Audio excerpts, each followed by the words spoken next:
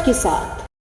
12 October world arthritis दिवस के अवसर पर सिगरा सिद्धगिरी बाग स्थित मंगलम हॉस्पिटल में 2 दिवसीय कैंप लगाया गया है। इस दौरान वरिष्ठ अस्थि रोग विशेषज्ञ डॉक्टर अजीत सहगल ने कहा कि आजकल पुरुषों में 50 वर्ष के बाद और स्त्रियों में 45 वर्ष के बाद घुटने की गठिया काफ़ी परेशान करती है।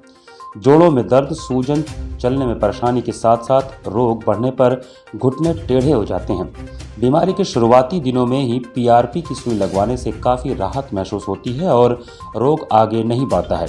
डॉक्टर सहगल ने बताया कि वाराणसी में मंगलम में किए गए शोध में 400 रोगियों का इलाज इस विधि से किया गया और सभी रोगियों को आराम मिला।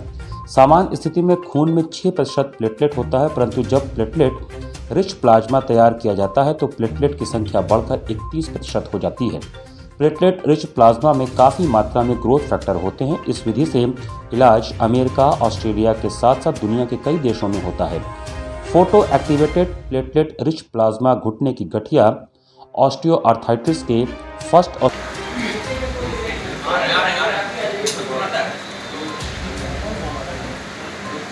का खून निकाला जाता है और फिर उसे सेंट्रीफ्यूज मशीन में डालकर रक्त का अलग अलग भाग तैयार किया जाता है। एक भाग जो प्लेटलेट रिच प्लाज्मा होता है उसे अलग करके फोटो एक्टिवेशन मशीन में डालकर एक्टिवेट किया जाता है। एक्टिवेशन से प्लेटलेट में मौजूद अल्फा ग्रेन्यूल्स का विखंडन होता है और ग्रोथ फैक्टर्स बाहर निकल आते हैं।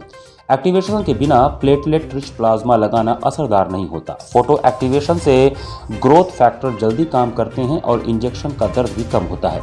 पीआरपी से पहला लाभ यह है कि प्लेटलेट रिच प्लाज्मा रोगी के अपने रक्त का भाग है और इसमें कोई दवा नहीं मिलाई जाती। दूसरा, एक्टिवेशन के बाद सीधे लगाया जाता है जिससे कोई रिएक्शन नहीं होता और बीमारी नहीं होती। तीसरा लाभ यह है कि पीआरपी के इंजेक्शन के बाद कोई भी दर्द निवारक दवा नहीं दी जाती है। दर्द की दवा ज़्यादा और लंबे समय तक खाने से लीवर और किडनी खराब हो सकता है।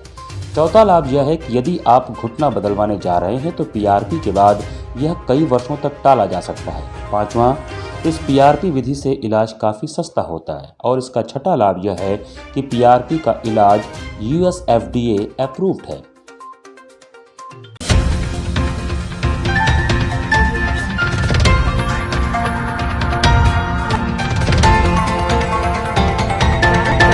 लाइव, सच के साथ।